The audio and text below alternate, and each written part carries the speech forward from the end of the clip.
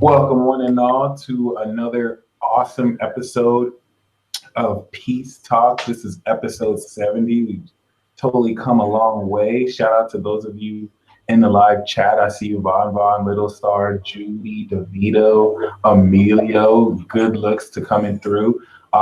This episode, we have an OG astrologer here. He's definitely been around for a while. I'm old.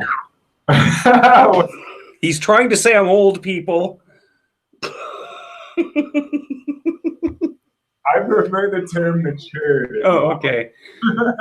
That's what's up, though. How you doing, man? Not bad at all. How you doing? I'm great. Thank you for joining us, for sure. It's great. Where are you based in? I regularly change on my Facebook page my actual location to a different rude-sounding place every month or so. I'm actually in Calgary, Canada, home of the 1988 Winter Olympics. They make me say that. Are you from Canada? Or that's just... I am originally. I am, and I spent 5 years in the States. But other than that, yes. And it is to my knowledge that Canada has legalized marijuana. We have. Technically, it's not going to be completely decriminalized until sometime in October. But they've pretty much given up enforcing it now. Like, for example, were one to imbibe such a product, there's medical reasons, you can get it online now without a prescription. Just upload a picture of your Canadian ID and say, yes, I would like an ounce of the pink Death Star. And then shows up in the mail. And too. That's amazing. Pink Death Star is highly recommended for anxiety and insomnia. Okay. And so this is interesting because I know in America, federally, it's still illegal, or it's just not legal. So that's going to be different for Canada. It's like countrywide legal. It's going to be like beer. Every province has different rules and regulations about where you can buy beer. And it's going to be the same province by province, but you'll be able to get it like beer. Nice. Okay, because I'm currently making a case, marijuana, free healthcare. Why don't I live in Canada? Well, you probably heard the story about last election, how the Canada immigration website crashed when the results started coming in. Yeah. Oh, I heard about that. Oh, God, don't alienate anyone by talking about U.S. politics, but you know what I mean. Yeah, I feel you. Actually, for those who are interested, what are your sun, moon, and rising signs? I think I'm something very close to your evil twin. I'm a Sagittarius with moon in Cancer, and moon in Cancer right smack on the ascendant. So I'm constantly horrified of myself. So you're Cancer rising. Okay. Yeah. Wow. Yeah, I really like to find out we have the opposite sun and moon. I've met a Sag with the Cancer moon who was not completely amazing. Like it's an awesome chemistry. I have a long list memorized of Sagittariuses with moon in Cancer. And the funny thing is, if you ever look at celebrities and you think that Drake has the same sun and moon sign as I do, that's great. Like, you see, I can rattle off like Jimi Hendrix, Harpo Marx, Mayor Koch of New York, but I always skip over serial killer Richard Speck. What do you feel about mutable signs and us being the best or the most serial killer? I so don't buy that. I don't know. It's really inconclusive. It's kind of, if it's a statistical bulge, it's going to be a small one. And my understanding is, of the research I've seen, the only thing really noteworthy of pattern-wise in serial killer charts is grand trines. Oh. It's like summertime and the killing's easy, so why not? True. I totally do believe those just might be the ones that have gotten caught too. Well, yeah. What if like the fixed signs, they're just as prone to it, but they're not as good at getting away with it?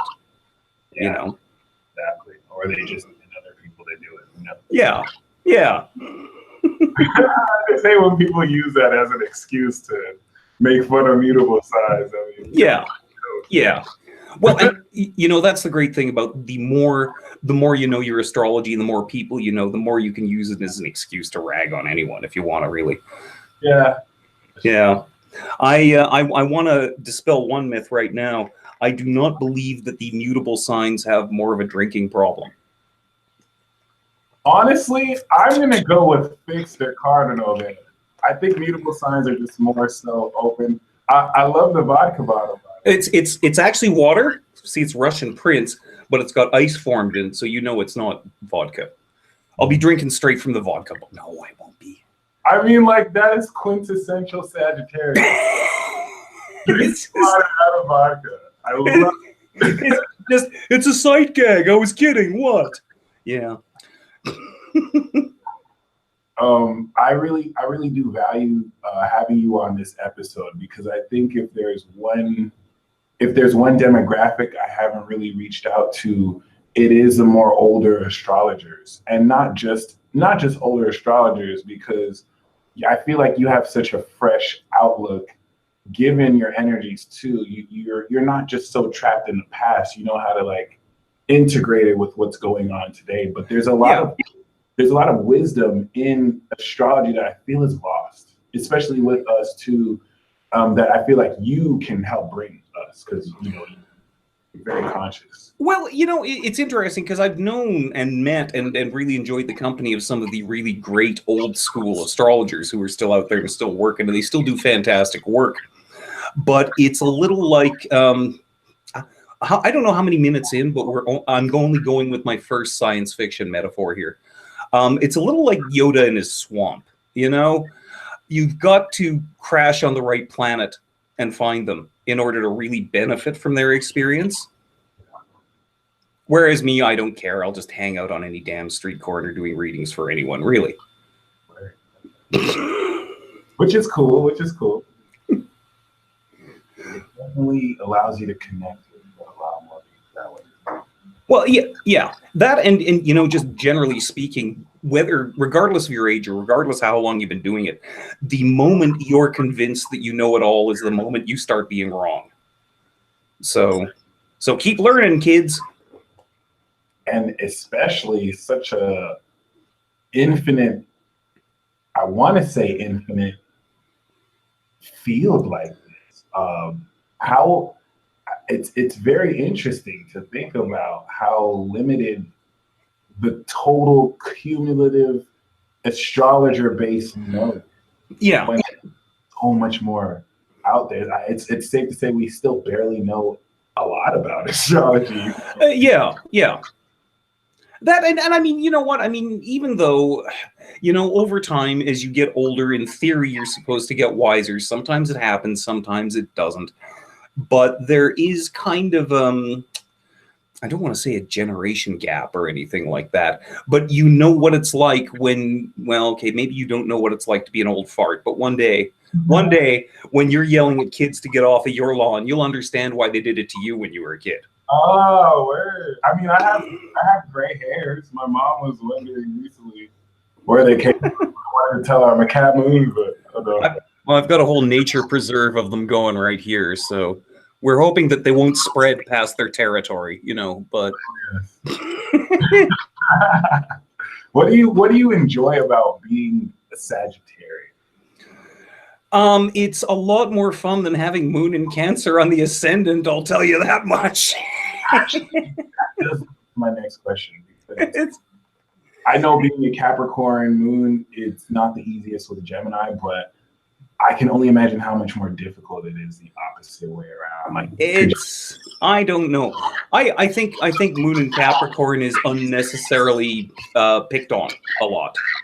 I think that it's just as sensitive as Moon in Cancer, except it does a better job of hiding it. Yeah.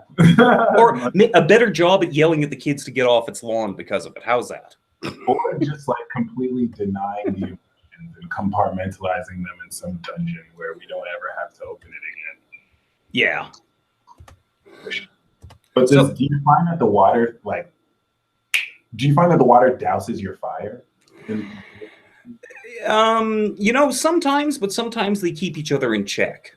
You know, like for example, the most Sagittarius person I know in person is actually a Scorpio, but he's got Moon and 3 other planets all conjunct in Sagittarius, and frankly, he could use more dowsing. Um, but it's kind of, I don't know. I mean, here's the thing: is that if you have someone who's all focused in one direction, whether it's like all fire or all water or all whatever, that can be as good and useful or as bad and obnoxious as someone who doesn't do anything but think about how to make money all day long, or think about how do I get laid all day long, or what can I eat all day long. And it's, you get the hang of it. I know when I was in my 20s, it made me miserable. And come to think of it, during my childhood, and this is the Moon in Cancer part where we play the flashback music and the screen goes wavy and we spend the next 30 minutes looking at my tragic childhood. But you know what I mean. It's Moon in Cancer. Yeah, I know. Sorry. Yes. I'm not too familiar with Moon in Cancer. Like, I know the basics, but having every Moon in Cancer I've met, there's just this really mystical moon opposition connection. But I don't realize how deep into their emotions that they can. I underestimate that quality. There is Liz Green wrote a book about Neptune, actually, and a big whopping 900-page book, like the kind of thing you keep around to either look really intelligent or to kill mice if you don't have a cat. And she wrote this book about Neptune, and she made an interesting observation in there, is that statistically, when you look at performers like actors, singers, musicians, there is a statistical shortage of people with Moon in Cancer. But that shortage is made up among writers and composers. So, I mean, the same creative impulse that anyone else can have is still there. They would just prefer to quietly write the book that the movie is based on, or compose the music that someone else performs. Which makes so much sense. Awesome. All right. Yeah, no, that's really awesome. And Linda Goodman is totally one of the GOATs. Yeah. I have said that anyone, whether they know it or not, whether they like it or not, anyone who makes even half a living off of astrology owes part of their check to Linda Goodman. Wow. Just for everything, she's like, okay, it's like, sun sign stuff, which is the gateway drug, of course. I mean, it's, as professional astrologers, when we're looking at stuff like, aspects to a person's Mars or something like that, it's easy to forget the importance of the sun sign. And of course, how that manifests is going to be dependent on everything else. But when you get right down to it, Aries going to do what Aries going to do. And in fact, I'm glad you brought that up, because I definitely went through realizing that there's more to astrology than the sun sign, but then I got reminded of how important the sun sign is. Yeah. Revolve around the sun. So yeah, how would you rate that in terms of how much more influential it is than your moon and rising? It depends on the circumstances. I sometimes give the sun and the moon equal credence, or even the moon more credence, dependent on the individual situation at any given time. For example, I mean, you've got sun in such and such and moon in so and so, and those are going to be important in their own ways. But if you're trying to figure out what should I be doing for a living, what should I be doing with my life, that sort of thing, that's going to be more your sun sign. But if you're sitting around wondering, God, why does this suck so bad? Then you've got to address the moon sign. And of course, everything else in the chart. Which adds its own flavor. Yeah. Yeah, so I'm going to think about that, because I didn't realize how, even when I first got into astrology, before I knew it, I had a copy of Linda Goodman's Love Sign. Yeah, which is still a classic and still works. No, definitely. And it's just so amazing to really consider the evolution of astrology contemporarily in just the past few decades. Yeah. But before I touch on that, how did you personally come on the path to be an astrologer? It was kind of weird. Long story short, my dad was a skeptic about everything. Very odd man, actually. He was of Scottish descent, and he was racist towards everyone, but mostly Scotsman. He was an Aquarius, so I guess he could do that. But he was he was a skeptic about everything, and my mom used to run around behind his back doing tea leaf readings. Okay. And one day she got a hold of a book that was written, like, I think somewhere in the 60s originally. It's still in print, called The Complete Astrologer. And complete is spelled Compleat for reasons that remain unrevealed. And she basically got a hold of that, and I was 6 years old, and she said, well, here you go. There's too much math in this for me. So, okay. So I looked up, okay, I'm a Sagittarius. Oh, this seems kind of right. And I got more and more into it. And, within a few months, I was hand calculating my own chart, which is not something I can do anymore. Just don't ask. Done it before, so that's amazing. It's a pain, It's kind of like, you could deliver your own baby at home by yourself, but there's let's go with a professional for that. Yeah. No. So okay, that's really interesting. Origin. Yeah.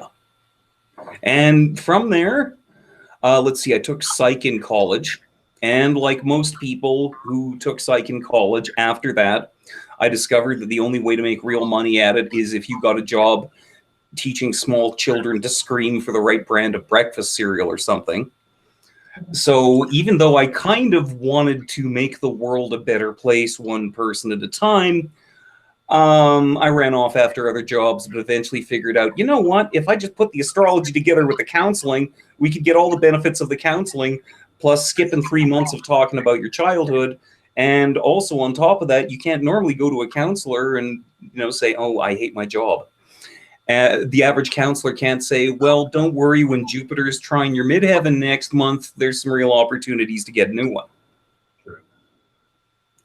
So, and I've been doing that now for, how long? It's all a blur. Where are we now? 2018? It was 20 years ago as of a few years ago. So a while. 20 years ago as of a few years ago. So you're like a good 2 decades in. Yeah. Yeah. So awesome. I'm honestly only like a good 4 years in. And kids. I'm such a so I just have the greatest admiration for people who've been doing this for years.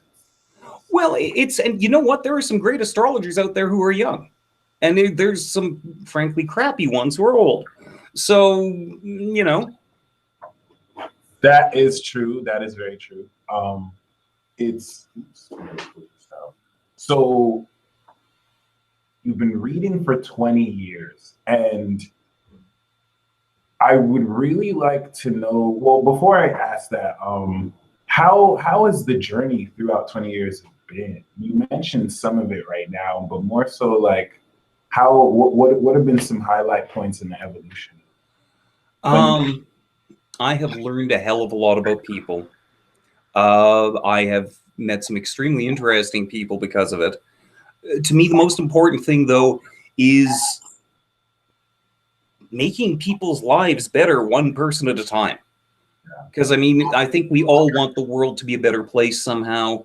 And most of us assume that involves joining in a riot or, a political movement. Or something like that, or joining a religion or something like that. And that's one great way to change the world somehow.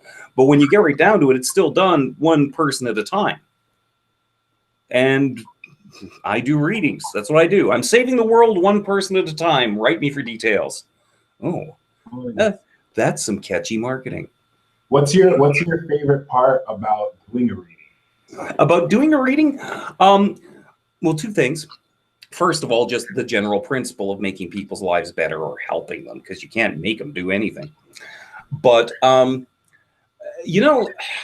it's always awesome when you're doing a reading and you're looking at something and, you know, so how was your health like 5-6 months ago? Oh my God, I hemorrhaged my eyeballs. Or, you know, it's like, usually when I start a reading, I like to look at the transits. And I like to, you know, look at just the most difficult transits first. Not that I focus on that, but, you know, when's the last time you turned on the news and they said, here's all the stuff that didn't blow up today? And it's always great when it can look at a chart and say, wow, so like last November, December really sucked, didn't it? Yeah. Oh, good. Most of the bad news is behind you. Nice. Okay. It's also helpful when you see most of the bad news coming up, and you can at least tell them, well, it'll be done with by 2020 or something. Oh my God, 2020, cannot wait. Oh yeah, yeah. It's like, here's the thing.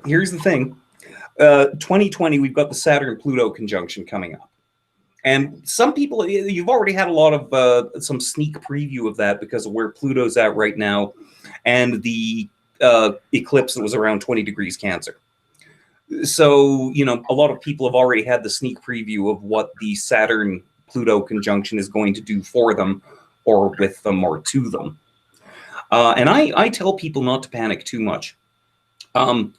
Because if you know anything about astrology, when people hear the phrase Saturn conjunct Pluto, it always sounds like King Kong versus Godzilla. And I often tell people that, you know, you don't have to be Tokyo. Although, fun fact, King Kong versus Godzilla was actually set in Kyoto. So, yeah. Free trivia with every reading. No, I'm glad you mentioned the conjunction, because I just realized now that we've already gone through the conjunction in Libra and Scorpio. I forgot about the one in Sagittarius, actually, but I'm pretty sure that happened maybe before. No, yeah, I'm pretty sure that did happen between 95 and 08. Yeah, yeah. And somehow we're all still alive. So, you know. So, I mean, it'll be interesting to see how this concludes on itself, if anything. But how do you feel? Let's go more into the evolution of astrology. Like, before the YouTube boom started, like bringing this more, adding to the connectivity. Yeah. What were your like favorite eras? Because it's great because you got to grow up with most of these big names, or people who've been doing this for a while. So how do you, since Jung's era, it's grown? It's well, I mean, as far as like the big names in astrology or whatever. Even outside the big names, just anyone who's been.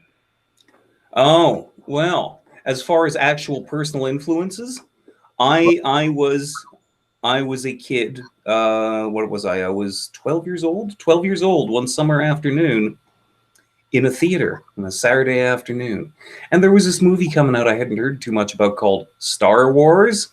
No, really, that's where most of my personal life experiences come from.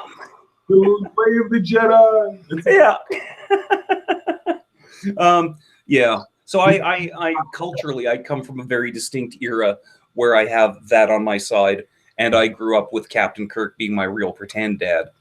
So between the two of those were major shapers of me.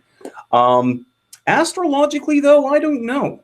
I've got a lot of good things to say about Robert Hand and Noel Till, although we're not going to get into the Noel Till situation. We're just not. Don't worry. Insider gossip. Don't worry, we'll talk about other insider gossips. We'll wait till no one's listening.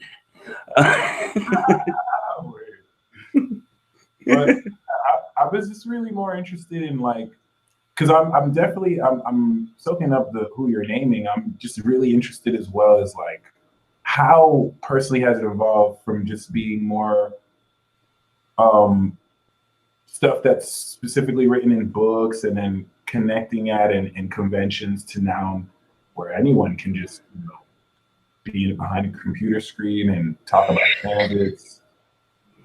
It's, you know, it's kind of, ages ago, I used to do a podcast and I'd have different astrologers on. And I would always ask them, so how did you become an astrologer? And I don't think I ever heard the same story twice. And I mean, as far as kind of doing the transition from what you read or what you see on YouTube to doing it yourself, the simplest answer is that if you want to do it yourself, you just kind of have to keep doing it until you get the hang of it, which is on the one hand true, but on the other hand, sort of not the most helpful advice in the world. I often recommend to people, and by the way, if you're looking up celebrity birth charts, you got to be really careful because celebrities lie about their age. I often suggest, like, if you're watching TV or watching a movie and thinking, hey, I really like you, or hey, you really annoy me, have a look at the chart. Look up, why it is that you think so-and-so is so sexy, or why you hate every scene such and such does, or whatever. Even something like that can be really helpful. And of course, get charts for all your friends and family and the people you know and bug them to death until you get the hang of it. Yeah, that's one thing that I love so far about my limited experience so far. It's like I'm getting to a point where I can know what energy someone has before I look at their chart. I mean, like, yeah. So it's I love how archetypal the energies are to where they can show within people. It's really amazing. Have you personally gotten to the point where you can know someone's sign or moon sign, even if it's not 100% accurate? Like, how does one usually develop that? You know what's weird is that I've always been terrible at guessing people's sun sign or moon sign. But for some reason, I'm real good at figuring out their ascendant. There we go, yeah. And I don't know, I mean, the ascendant is at least literally like, what you're looking at when you first see a person. So for some reason, do we have a mature audience here? Yeah, somewhat. Okay. It's a story that involves strippers. But anyway, please go ahead. Now I'm all for it. I've done this. If you are a real hardcore astrologer and you've done this a lot, and I don't know what the traditions are in various countries. Canada, quite often the stripper will come down stage afterwards and talk to you. There is no sex in the champagne room, by the way. But classic. and here's the thing I used to do all the time to amaze my students, because I taught astrology in a strip joint. Sure, why not? Is that I would ask the stripper when she comes around. Oh God, this is such a terrible story. I would ask her, I'd say, don't answer, just answer yes or no. You know what your date of birth is, right? Yeah. Now, do you know around what time of day you were born at? And say, yeah. And then based on the act, I'd stop and think, okay, probably Taurus rising. So you were born like a 2-4 p.m., something like that. Oh yeah, how did you know? Well, I'm an astrologer. And then I'd hand over my card and she'd say, oh, but I have a boyfriend. I don't care. That's not what I'm looking for. Get a reading. Get a reading. Right there is so important, because it's like a lot of people assume that you just want to hit on them because you want to know their Oh no, not at all. Not at all. I want their business. Yeah. Everyone else is going to hit on the stripper. That's going to cause problems. I want to help solve their problems. Yes, I am that dude going in the strip club giving strippers free. And they're like, oh, you're giving strippers hope. And I'm like, it's going to be good. Jupiter's going to try. And so here I am getting dancers looking out for the stripper and dancing me. Like, it's hilarious. And I ask you, can any normal or typical or mainstream therapist get away with that? I think not. We're not trying to get into your pants. Yeah, I'm just trying to make a living here, just like you. No, it's amazing because like there is that whole like cliche, what's your sign pickup line. Yeah. You always deal with that when you ask someone what's their sign, they think you're hitting on them, and it's just like, no, girl, what's your sign? Like, I normally never do that, but once people find out, depending on the circumstances, I don't usually say, oh, what do you do for a living? Oh, I'm an astrologer. I'll quite often say, well, I write for the internet, which is true. Yeah. BeliefNet, world's largest spirituality website, or so I'm told. And then if they ask more questions, they'll say, well, and depending on the crowd, it'll be like, oh, well, I'm an astrologer. Oh, really? Or it'll be, I'm an astrologer, depending on who you're talking to. Because let's be honest here, there's still a good 10% of the population that wants to burn you and me at the stake for what we do. Honestly, I don't think it's 10. Okay, that wants to burn.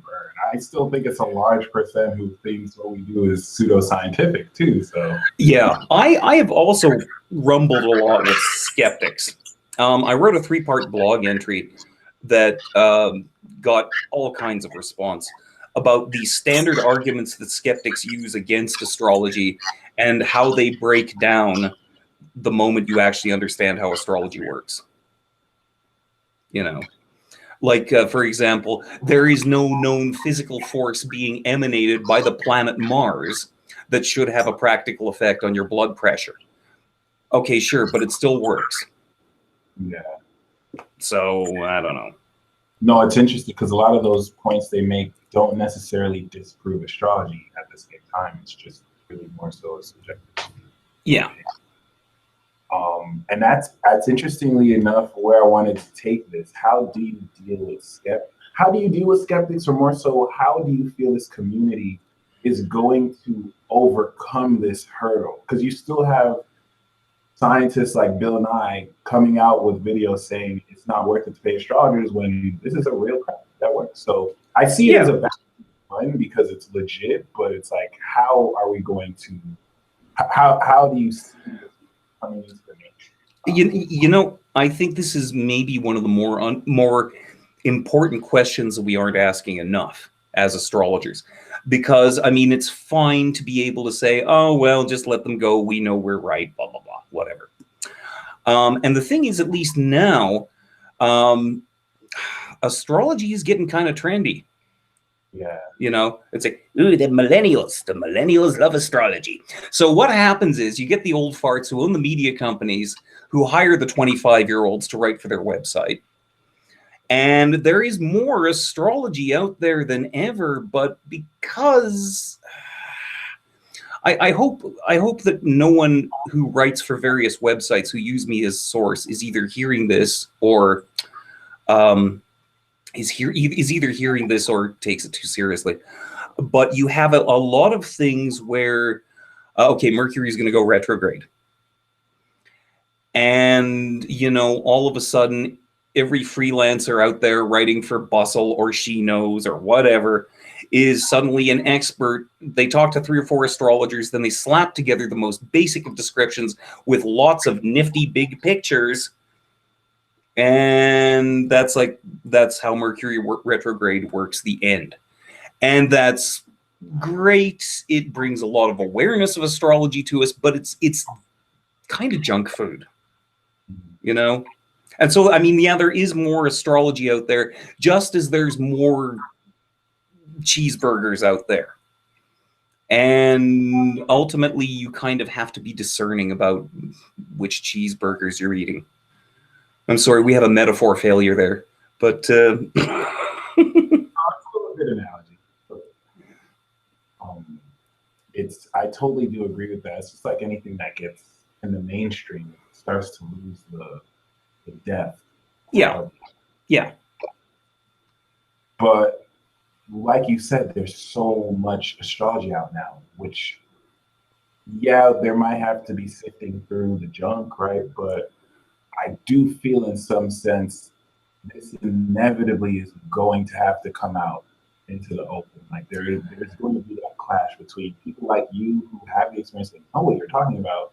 And that's one thing that excites me. Like we can put you on a panel with very pronounced and established skeptics, and it could really change the world's mind. Yeah.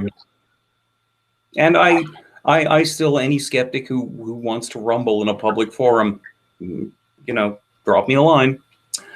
But I still think, and I think for anyone who's relatively new to astrology or relatively young or whatever, there is a lot of astrology out there, but ultimately still go back to the classics, like Alan Leo's The Progressed Horoscope, or Robert Hand's Planets in Transit, or Linda Goodman.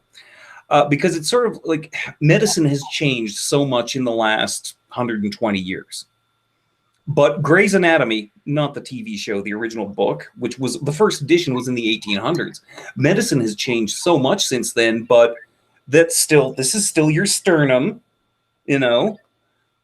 So, yeah, just here's the thing, is that the moment when you're reading up on astrology or learning about it or anything, keep going. And don't take anyone's word for things just because they're an established old fart either. Test it out.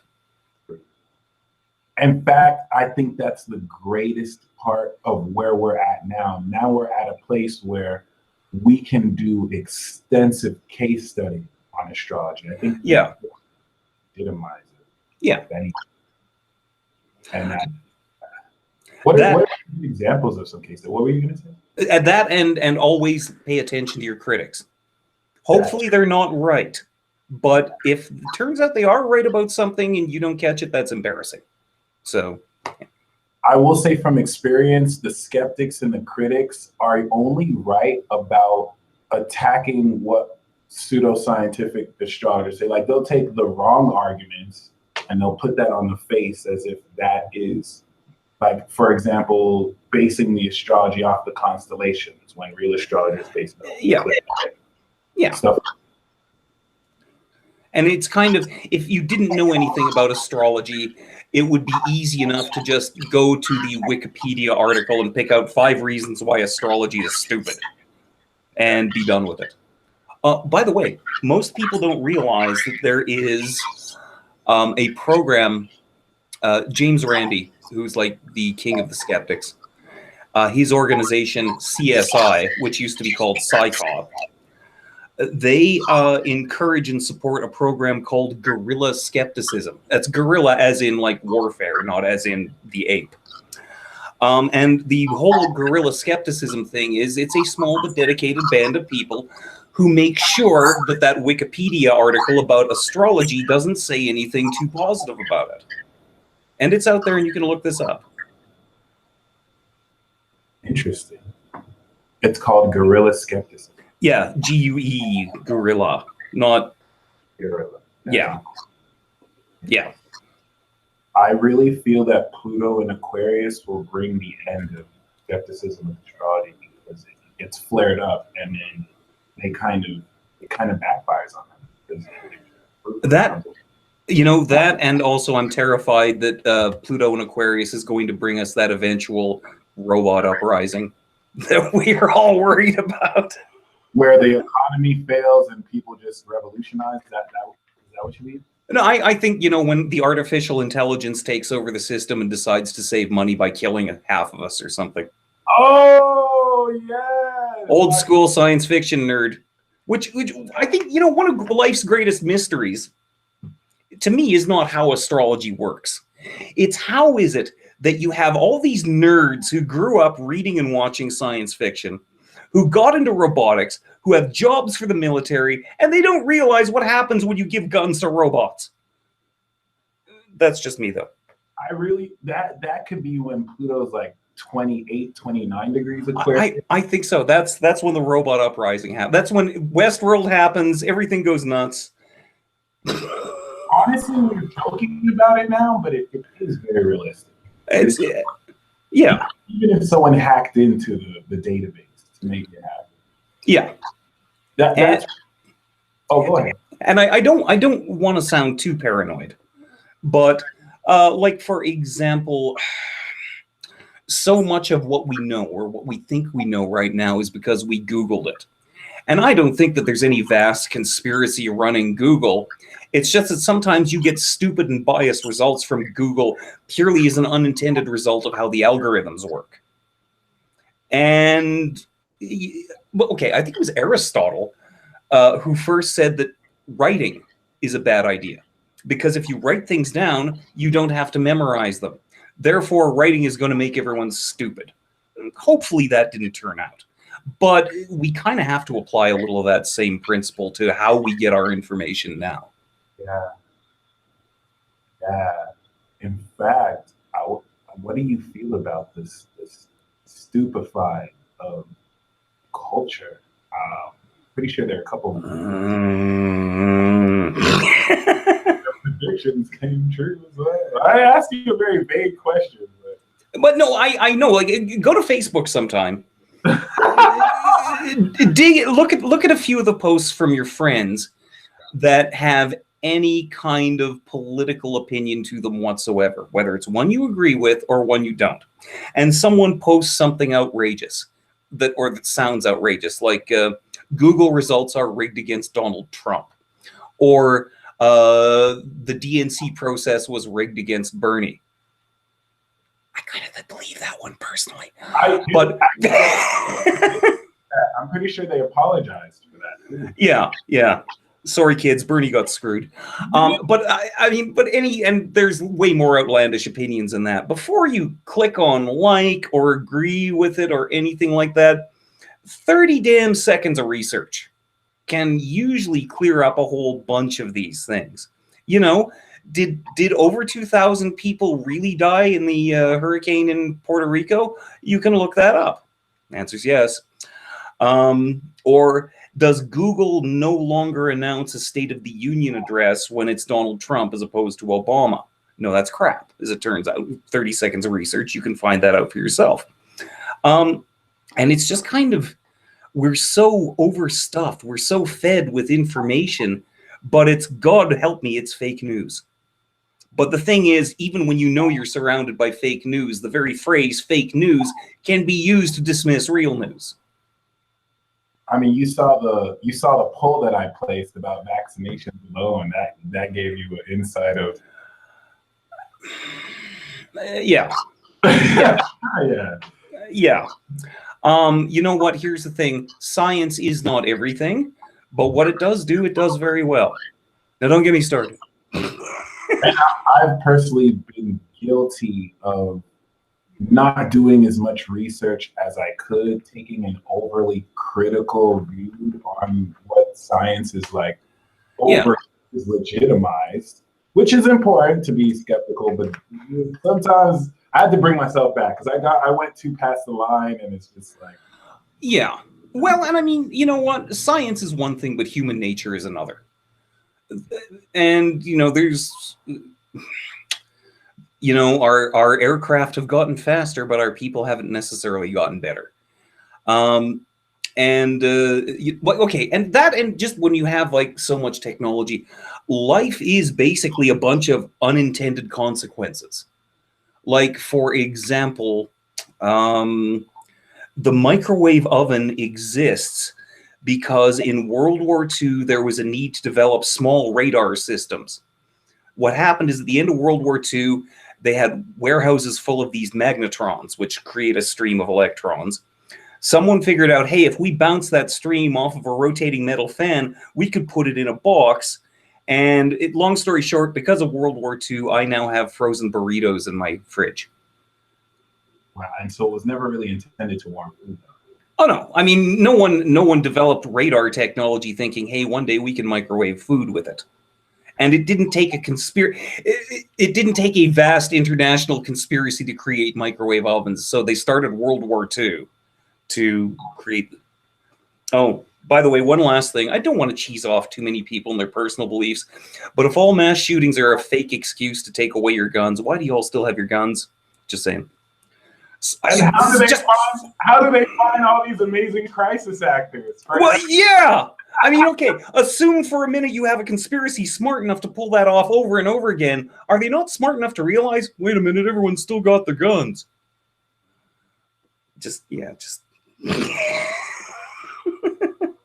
I mean, I love entertaining conspiracy theories because so imaginative, but there's just a limit you get to. And you're kind of playing yourself right there. Yeah. And just, you know, pondering the whole thing really just leads me to the worst and most terribly self-destructive of behaviors. It's a very much so a slippery slope. Excuse me while I shorten my lifespan. Cancer sticks, yay! Look, I do readings and I do them well, but I don't do them in person. Send me money, I'll give you a call, we'll do a reading, and you'll never have to smell this even once. How's that? will say from experience, Sagittarius astrology readings are out of this world. And yeah. could you expand on that? I really do feel that Sagittarius suns represent God. Like I really feel like they're the beginning of that cosmic awareness. If Gemini was a doorway into the world, Sagittarius is a doorway into space. Yeah. And it's interesting to note that the galactic center is near the end of Sagittarius. Yeah. And then once you're done with Sagittarius, the next big question is, okay, now what? True. Yeah. And Capricorn says, let's try to make a buck off of it. Oh. Capitalize! I should make a point of riffing on every sign at least once. So Capricorn's done. I think we picked on Cancer. Sagittarius never realizes that when you're in court and facing charges that somehow keeping it real is not a valid defense. When keeping it real goes wrong. Yeah. I feel you. That is so bad. Yes. So yes, I'm displaying bad behavior and I'm making poor choices for myself. But that's my groove. I swear to God, like this is where one of those I really feel like Sagittarius has more than luck because I've seen y'all do stuff that's conventionally not healthy, but it just doesn't affect y'all. It's like you guys have some extra magic to where it's like you're an exception. You know, I have a theory about that, is that Sagittarius has a reputation for being lucky somehow. And I don't really know if it's luck or if it's just every other sign spends more time thinking about everything that could go wrong. True. And you know, Sagittarius is the sign that's most likely to see a dog across the street and say, "Oh, doggy," and go run to it without looking both ways. Yeah. Which is a bad idea, but if you do it, you know, 9 times out of 10 you'll get away with it. Just don't. But you know what I mean. Now let me tell you why I know Sagittarius was lucky. Because this came out of a movie. This lady was in. I was in Vegas, right? I live in Vegas, but my Aquarius friend came to visit. We went to the casinos, and there was this lady who was just winning the slot machines left and right. And I immediately say, "You're a Sagittarius." Yeah. Patient they have. I'm lucky to say this what it is. And she literally asked, like, "Hey, do you want to use my seat?" Because, like, from Gemini to Sag, I could tell it's like, do you want some of the luck to rub off on you? But my didn't fall for the bait. He's skeptical too. So. Oh yeah. But it was an awesome, amazing experience. I'll say that. Right on. So I'm really interested in your perspective on the Pluto generation. Something that in my 30s I want to deeply research, like really in depth. Really spending the rest of my 20s just still free flowing before I get to writing. But let's go over like everything from Pluto Virgo. How do you feel like humanity has evolved?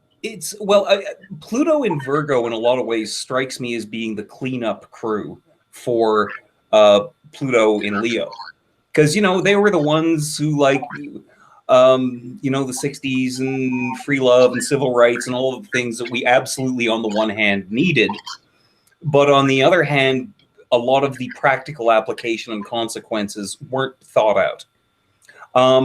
Pluto in Virgo is more sort of the seeds of, I guess, Generation X, and they're, I think if you want to assign a job to Pluto in Virgo, they're kind of the people who sat back and took a look at it and said, okay, here's what we done, and here's the mess we have to clean up, but then we can do this with that, and it's really good, and we'll put all the pieces together.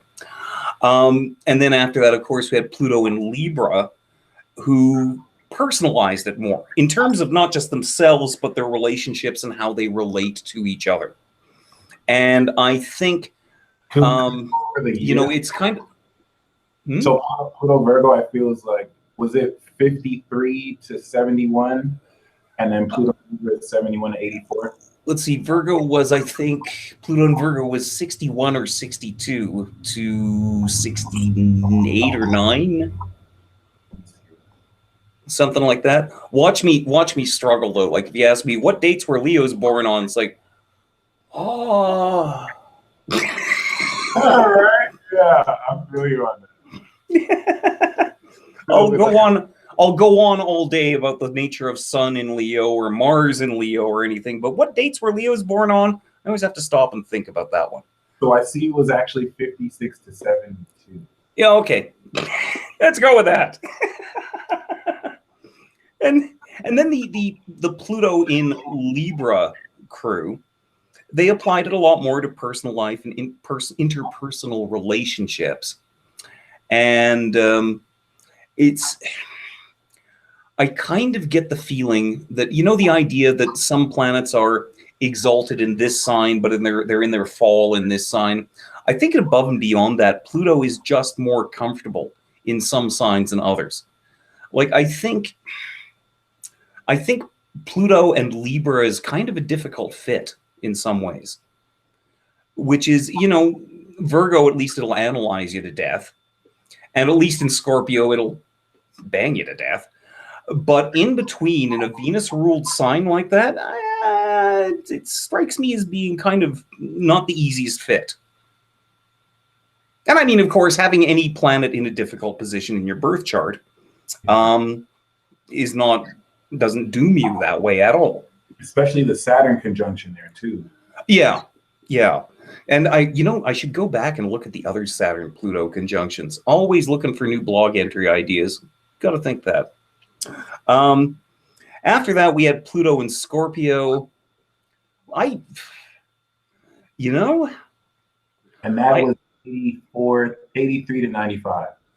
I almost think that as far as how it's actually going to manifest, that everything from Pluto in Scorpio on, it's almost too early to make a decision as to how it's going to pan out. Because, you know, the whole idea that your Saturn doesn't really pay off until you're older. I think maybe Pluto doesn't pay off until you are literally or figuratively staring death in the eye. That makes sense too. And I'm just at the age right now where it's sort of like, you know, how it is like, oh, you got a sudden pain here. Oh, maybe I pulled a muscle. But I'm finally approaching the age now where it's like, this is it. Gonna die now. Oh, wait, it's just a pulled muscle. Yeah.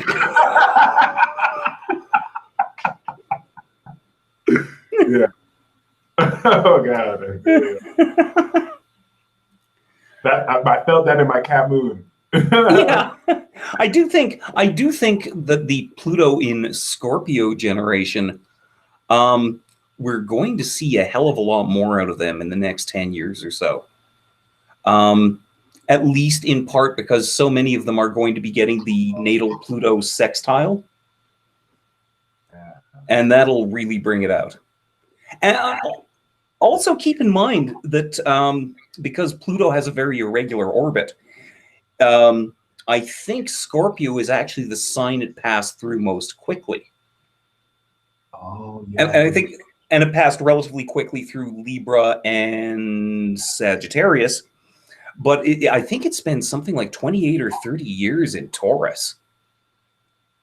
And that's when you get your World War II happening. 53 to 84, you're correct. And then it's like it's slowing down more through Capricorn as we make that slow march towards the end of the Zodiac / death. Yeah. I honestly really do believe that Pluto and Pisces is like the end of existence as we know. And hopefully in a good way. Hopefully in a good way. Definitely. You know, but you know what? Fingers crossed.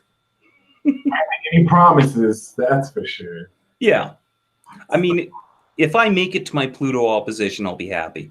Although, you know, I've seriously considered having myself frozen. You know what? That's actually a very genius idea. I never thought about that. But like, we already are in a futuristic age. Yeah. Cryogenically freezing yourself or cryogening yourself is genius. Yeah.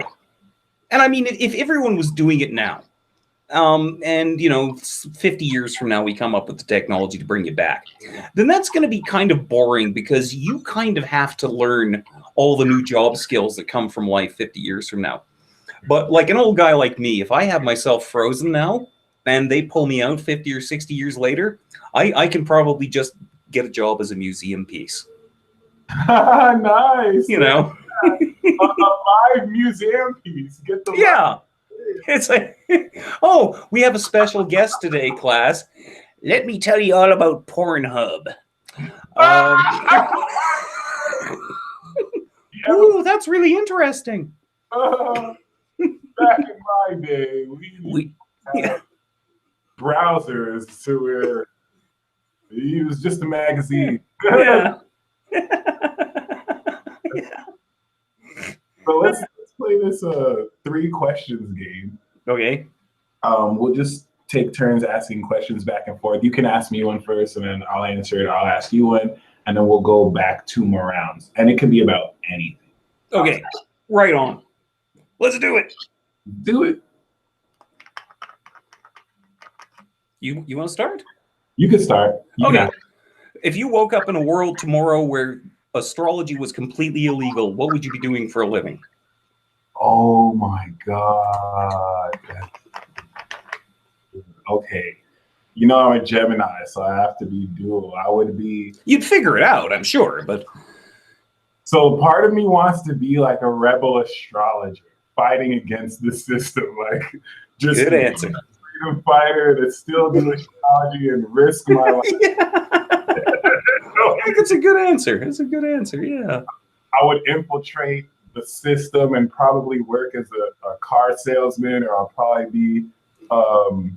I'm working for a communications degree right now, and so I could be a PR agent for somebody. But this will just be my front, so that in my job I can put the gospel of astrology and just give exclusive smuggled bootleg pages where they can see it and whatnot. It's such a really great question though too, because I always kind of wonder, what if the internet went off today? How can I use my knowledge to still kind of But no, great question. I would totally do that. My question for you is, what is my question for you is, outside of astrology, what other modalities do you connect with? I mean, as far as doing, strictly speaking, just doing readings for people, that's about it.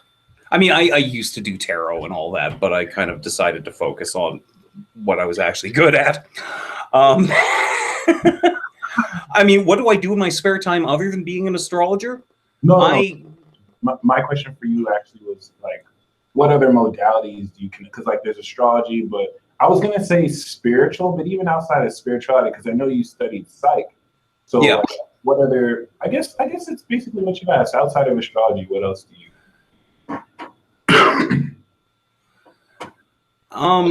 As far as what I believe in, that's complicated. At an early age, I was influenced by a guy named Robert Anton Wilson, who is kind of, and for a few of you out there, it'll be like, oh my God, Robert Anton Wilson is awesome.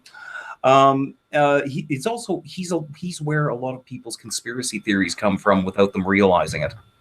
Oh, wow. But not in the way that you expect. Not like in a what's his face, the InfoWars guy, Alex Jones way. Performance artist Alex Jones. Yeah, that's what his lawyers call. His lawyers called him a performance artist. Okay, you can look that up.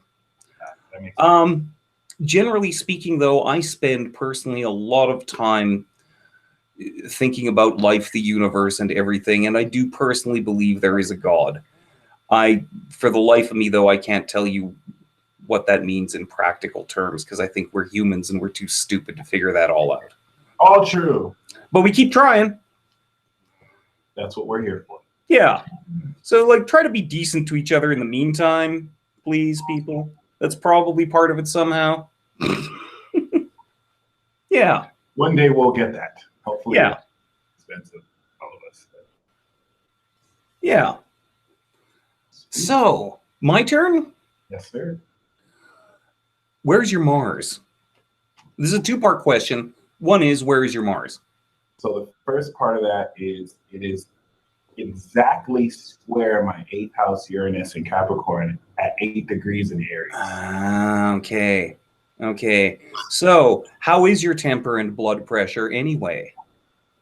Okay, so I do the most retarded thing. I do that brain dead stuff. Like I have to, my Cap Moon and my gem sides would be like, really? Like you didn't think about this before you did it? And so awkward moments come. Now as far Yeah. as because my Mars is progressed in my 12th house, I'll have small temper, but I've never been really mad at it.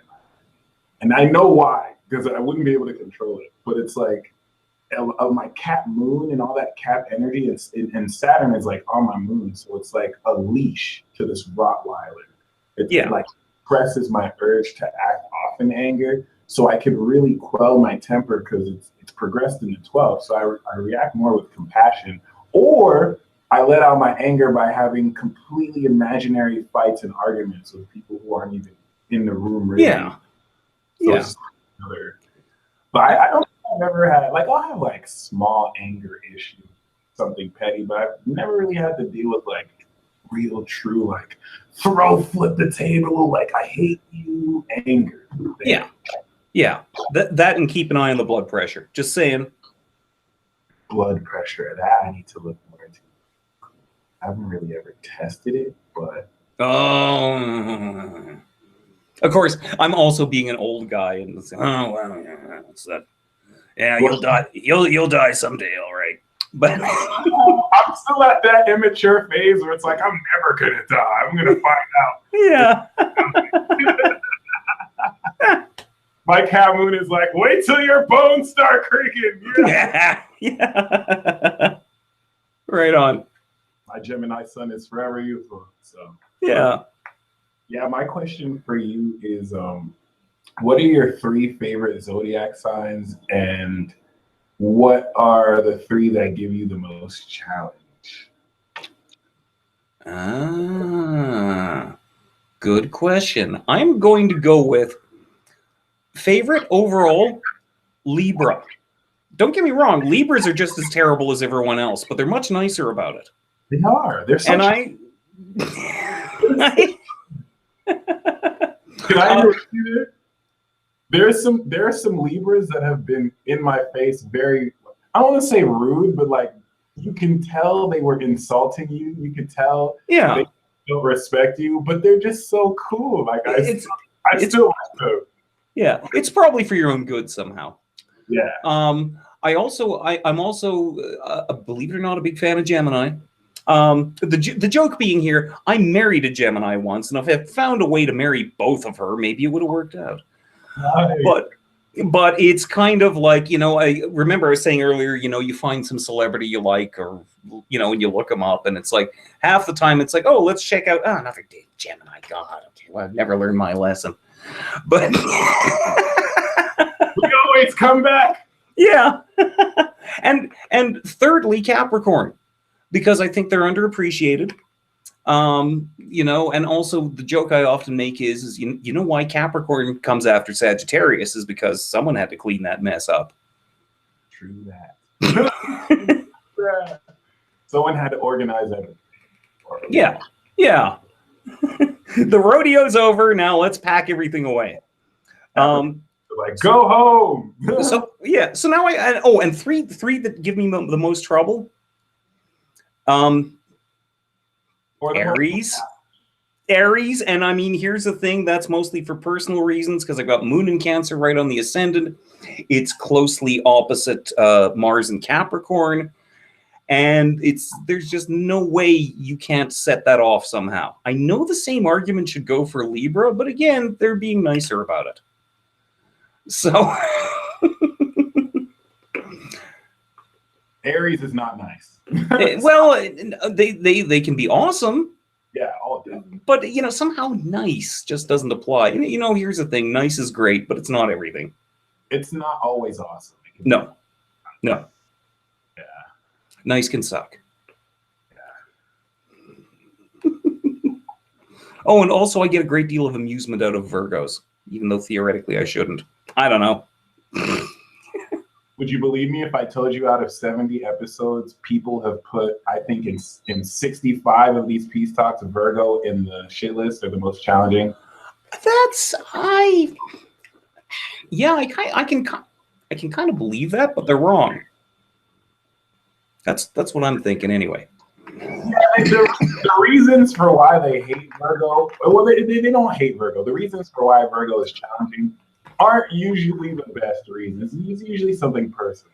Actually, it's usually Yeah. I have this theory that when you're reading almost any astrology book, that you can tell whoever wrote it what their last major breakup was with. Yeah. Like, Aries, you're awesome because blah, blah, blah. Taurus, you're great because blah, blah, blah. Gemini, you're fantastic because blah, blah, blah. Cancer, you're the Antichrist. Leo, you're great because... Oh, no, definitely. Yeah. It's sometimes annoying to see how people can project their... Yeah. We all project too damn much. Now I've got to ask you the same question.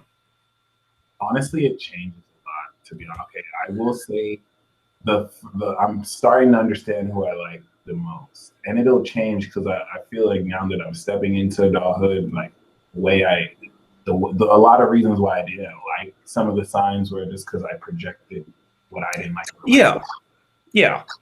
So it's really helping me see into it more. So I'll do the challenges first. And I like I don't hate these signs. I'm one of those cliche dudes that love all the signs because I'm starting to see like one central energy just split in 12 flavors. So I can't. Yeah. I will say like Capricorn is challenging, Virgo is challenging, Taurus is challenging as an air sign, but in good ways. My stuff. As far as my three favorites, Sagittarius for sure is solid. Libra for sure is up there. And I want to say Aquarius, but I'm gonna give it to Gemini. Okay. Because I really got to see into more. It's like I'm returning to myself when I connect with Gemini people, and it's just a breath of fresh air. It's like, hey, like everyone hates us, but we got yeah. That, and you know what? I think we both deserve some credit here for not naming Scorpio in either column. Yeah, Scorpio. Scorpio is a problematic sign, but I think in part they just get too much press because of their symbolism. Yeah, and in most cases, I can understand what makes them challenging, so I wouldn't put that past them. Like I see it more as just like it's in part it's just the symbolism. Like if you were writing a crime thriller, you wouldn't name a serial killer Pisces. I might. Or you might. Okay, yeah. Some of them hide behind the elusive, behind pity, but then there's dark side. But I see what you mean, though. Like I can see the headlines now. Empathetic strangler strikes again.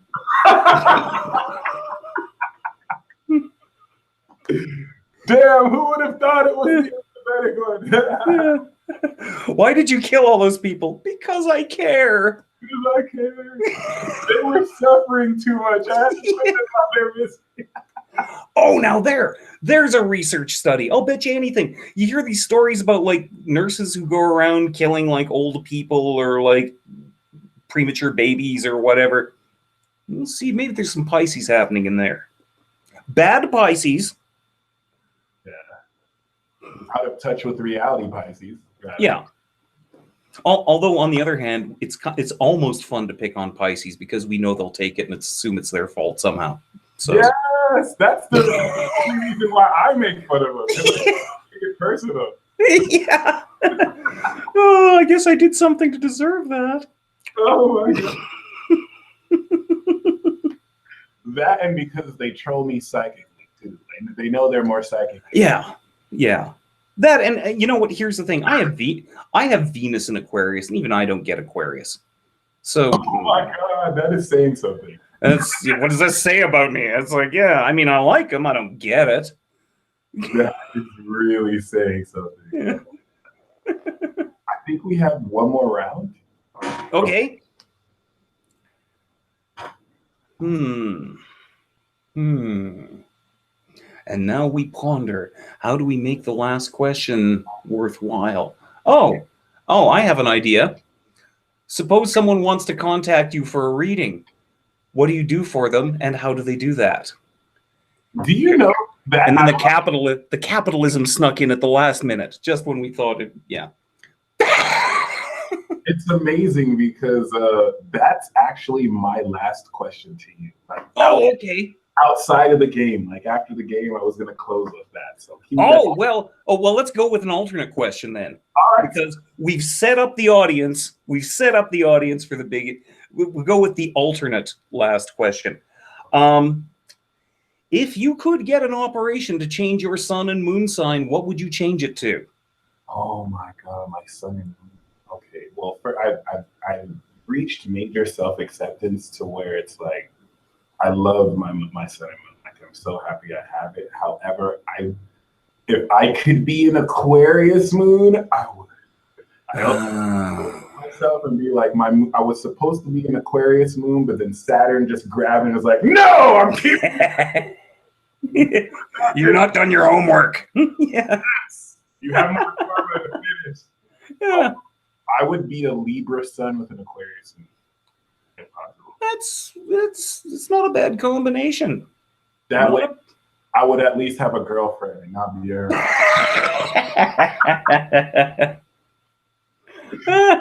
Yeah, that's the one air I'm missing. Like I have my North Node in Aquarius, but I have no Libra. So I'm a great communicator, and people think air signs are great socially. No, that's Libra. Like I'm very socially awkward. Yeah. Talk. I just yeah. And by the way, anyone who's seen how I dress myself knows there's no Libra in my chart either. So. Yeah, I feel you on that. I didn't realize how much it is a style energy. And I guess my last question to you is, I just slipped my mind, but I was going to ask, what is, okay, well, the original question I was going to ask is, what is your favorite astrological placement to see in a transit or in a natal placement? They could be the top 3 favorites. Honest to God, I'm going to go with the one in my own chart that pulls everything together, and that's Mars in Capricorn. Oh, that's such a powerful placement. And it's honest to God, I swear some days it's the only thing that's helping me hold it together here. But you know what? I am a big fan of Saturn and Libra is good too. So if I could have those without them squaring each other, that would be ideal, I think. True. But of course, everyone's chart is beautiful. What do you like about Libra? It's kind of, I mean, other than it just simply being the sign it's exalted in, and no one ever expects that, but it's kind of, when you take like all that hardcore thou shalt and thou shalt not stuff that comes with Saturn, at least in Libra, it is maybe nicer about it, but also maybe a little more fair about how it applies that force to itself and others. I do agree. I'm gonna look into that person myself because I had doubts about it, but it doesn't sound right at first. Yeah, but after a while, okay. And yeah, so that's the questions game. I do want to thank you, by the way. When I was going through my debacles with Coconut, I was really refreshing.